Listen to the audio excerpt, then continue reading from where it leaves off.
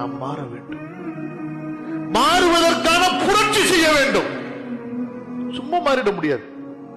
யார் என்னை எதிர்த்தாலும் பகைத்தாலும், யார் என் மீது கோபித்தாலும், யார் தனது நட்பை என்னோடு முறித்துக் கொண்டாலும் சரி, நான் இஸ்லாமிய கலாச்சாரத்தின் படிதான் நடப்பேன், செயல்படுவேன், எனது குடும்ப காரியங்களை செயல்படுத்துவேன்.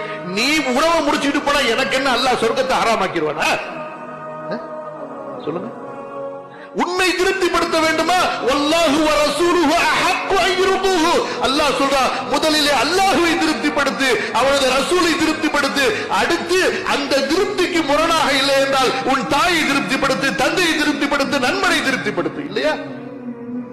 அல்லாஹ்வை கோபமாக்கிக்கிட்டு இஸ்ராஃப், தப்தீர் எல்லா ஹராத்து வேலையும் பண்ணிக்கிட்டு அதுக்கப்புறமா நீங்க அல்லாஹ்வை அப்புறம் பார்த்துக்கலாம், குடும்பத்தார்களை இப்ப பார்ப்போம்னா நரகத்தில் தான் தங்குமிடத்தை தயார் செய்து கொள்ள வேண்டும்.